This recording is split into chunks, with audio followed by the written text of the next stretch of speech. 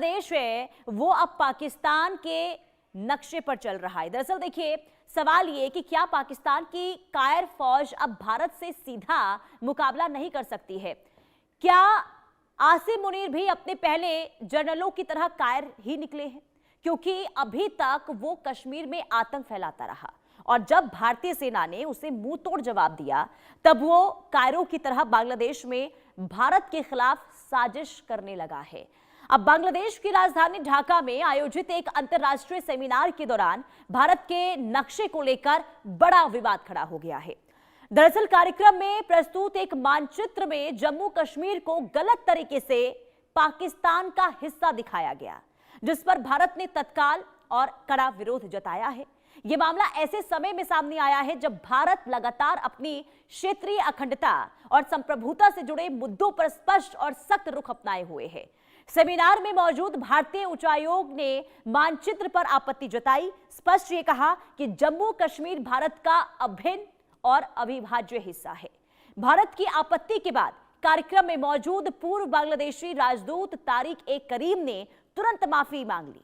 लेकिन बड़ा सवाल यह है कि बांग्लादेश में कश्मीर पर साजिश के पीछे आईएसआई तो नहीं है? क्या पाकिस्तान समर्थक बांग्लादेश में एक्टिव हो रहे हैं, जो भारत बांग्लादेश रिश्तों में दरार डालने की कोशिश कर रहे हैं? इसी मुद्दे पर हम खास मेहमानों के साथ चर्चा करेंगे और समझेंगे कि इस वक्त जो बांग्लादेश ने कदम लगातार उठा रहा है, बांग्लादेश की तरफ से जो तस्वीरें सामने आ रही है, आखिर वो बता क्या रही है।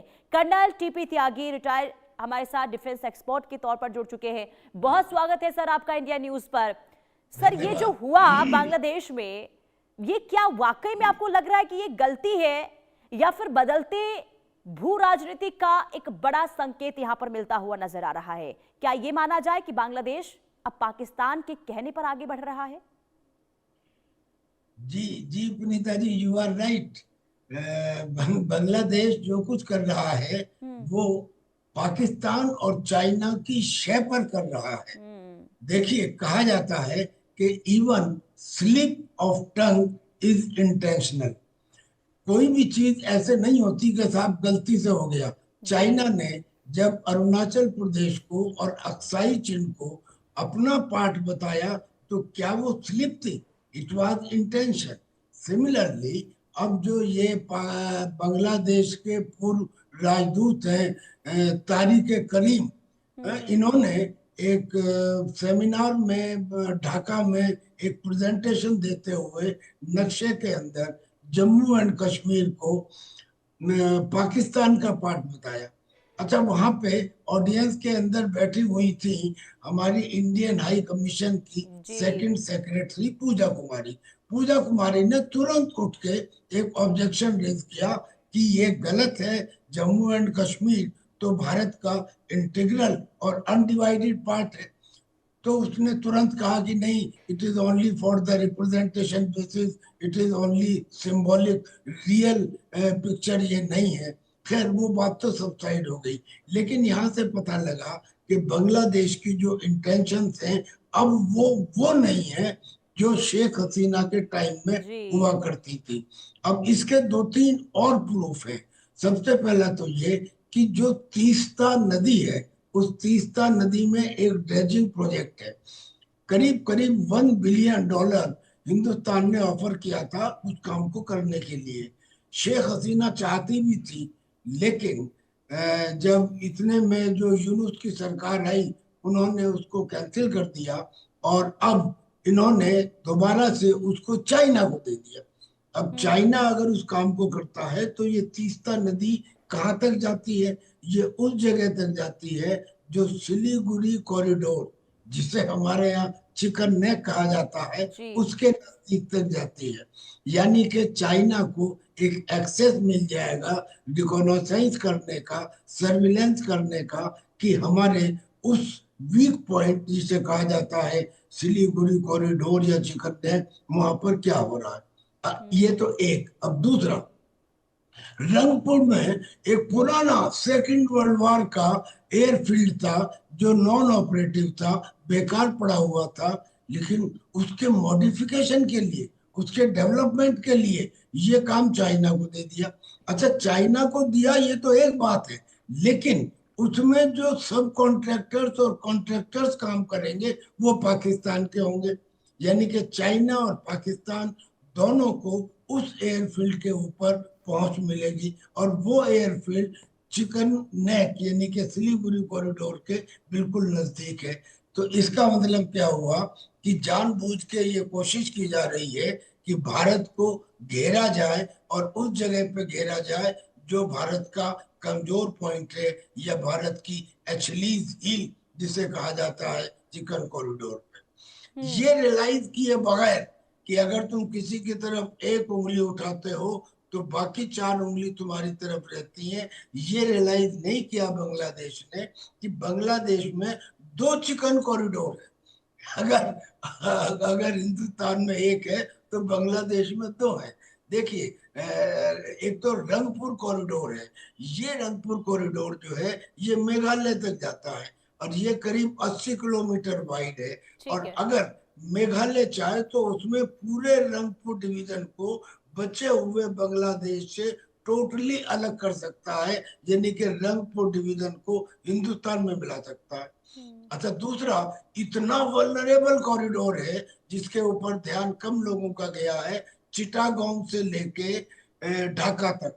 अब चिटागोंग जो है वो उनकी इकोनॉमिक राजधानी है, और ढाका जो है वो उनकी पॉलिटिकल राजधानी है, और कुल मिला के करीब 28 किलोमीटर इसकी चौड़ाई है। और इसको त्रिपुरा से काटा जा सकता है, और ये बे ऑफ बंगाल के साथ लगा हुआ है। जी। यानी कि अगर चिटागोंग ढाका वाले कॉरिडोर को काट दिया गया तो पूरे बांग्लादेश की समुंदर के साथ में जो एक्सेस थी वो खत्म हो जाएगी, और बांग्लादेश एक लैंड लॉक्ड कंट्री बन जाएगा। ये उनकी वल्नरेबिलिटीज हैं, लेकिन उन्होंने इनकी परवाह किए बगैर हिंदुस्तान के यानी साथ यानी सर ये कह सकते हैं कि जो बांग्लादेश है वो पूरी स्ट्रैटेजी पर इस वक्त काम कर रहा है, और जब उम्मीद ये थी कि बांग्लादेश में अब परिवर्तन आएगा, सरकार बदल गई है, लेकिन हालात अभी भी देखिए वही देखने को मिल रहे हैं जो हमने शेख हसीना के टाइम में देखा था, उससे और भी ज्यादा स्थिति देखिए भारत के साथ जो है बांग्लादेश की खराब हो रही है। लेकिन जरा ये समझाइए सर, क्या बांग्लादेश 1971 वाली स्थिति को भूल गया है? पाकिस्तान और चीन के साथ अगर नजदीकी बढ़ाने की कोशिश कर रहा है तो क्या इससे बांग्लादेश को कोई रणनीतिक लाभ मिलेगा? देखिए, बांग्लादेश को जो प्रेजेंट में तारिक साहब है, जो प्राइम मिनिस्टर है, उनका कहना ये है कि friendship with all and malice with none. यानी कि वो कह रहे हैं ना दिल्ली ना पिंडी, मेरा इंटरेस्ट है ढाका। ये कह तो रहे हैं, लेकिन ये कहने के पीछे उनके साथ पाकिस्तान और चाइना खड़े हैं, और पाकिस्तान ऑलरेडी ये कह चुका है कि हम एक ऐसा ग्रुप बनाना चाहते हैं जो सार्क पुराना ग्रुप था, उस सार्क ग्रुप को हटा के पाकिस्तान, बांग्लादेश, चाइना और प्रोबेबली शायद उसमें म्यांमार को भी रख के हम ऐसी एक ग्रुपिंग बनाना चाहते हैं। ये ग्रुपिंग बनाने का मतलब क्या होगा? ये हिंदुस्तान के अगेंस्ट होगा। बांग्लादेश शेख हसीना के टाइम में it was bent towards India, लेकिन शेख हसीना के बाद जब वो इंटरिम गवर्नमेंट आई मोहम्मद यूनिस की, जो पूरी तरह से इंडिया के अगेंस्ट थी, मेलाइन थी इंडिया के खिलाफ, उसने सारे वो काम किए जो हिंदुस्तान के खिलाफ हो सकते थे। शेख हसीना की पार्टी को उन्होंने उस टाइम डिसबैंड कर दिया। ये जो अभी प्रेजेंट में तारिक अनवर साहब है, इन्होंने भी उसको डिसबैंड ही रखा है। अब शेख हसीना ने ये कहा है, अभी तक तो उन्होंने ये बात नहीं कही थी, लेकिन अब वो कहने लगी हैं कि मैं बांग्लादेश अवश्य आऊंगी। यानी जो उनका बेस था बांग्लादेश में, गांव गांव तक फैला हुआ बेस था, 50% से ज्यादा की उनकी फॉलोइंग थी, तो वो मर तो नहीं जाएगी एक दिन में। यानी कि आने वाले समय में हो भी सकता है कि शेख हसीना वापस बांग्लादेश जाए और अवामी लीग को फिर एक लाइफ मिले। लेकिन वर्तमान स्थिति तो ये है कि तारिक अनवर साहब भी ये भी हिंदुस्तान के से कम और पाकिस्तान की तरफ ज्यादा झुके हुए हैं, और कारण कारण इनका धर्म है। क्योंकि जमात इस्लामी, जमातुल मुजाहिदीन, इस किस्म के जो संगठन है वो आज भी सक्रिय हैं, और उनके सक्रिय होने की वजह से जो इनको दिया गया है कि पाकिस्तान के लोग बगैर वीजा के आ सकते हैं, जी। लश्कर ए तैयबा, जैश ए मोहम्मद के सेंटर जो हैं वो बांग्लादेश में खुलवा दिए गए हैं। और उनकी आर्मी के अंदर भी दो एक दूसरे के अपोजिट जनरल्स हैं।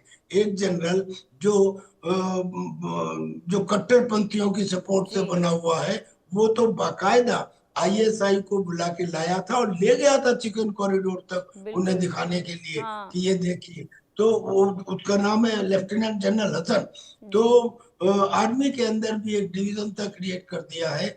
यानी हिंदुस्तान को बहुत ज्यादा सक्रिय रहने की आवश्यकता है। और यही सवाल सर मेरा आपसे होगा कि क्या ये जो एकजुटता कहें या फिर गर्मजोशी जो देखने को मिल रही है पाकिस्तान बांग्लादेश के बीच में या फिर चीन के बीच में, क्या इससे भारत की सुरक्षा को लेकर या फिर क्षेत्रीय प्रभाव को लेकर अब क्या कोई चिंता का विषय भारत के लिहाज से अगर देखें तो? जी हाँ, चिंता का विषय है। यद्यपि हमारे पास ऑल्टरनेटिव्स हैं। से फॉर एग्जांपल, अगर बांग्लादेश इस ज्यादा गंदगी के ऊपर उतर आता है तो हमारे पास 1971 में जो हमारा एयरफील्ड था जिसे हमने अबेंडन कर दिया था त्रिपुरा के अंदर, वो त्रिपुरा वाले एयरफील्ड को दोबारा से एक्टिवेट किया जा सकता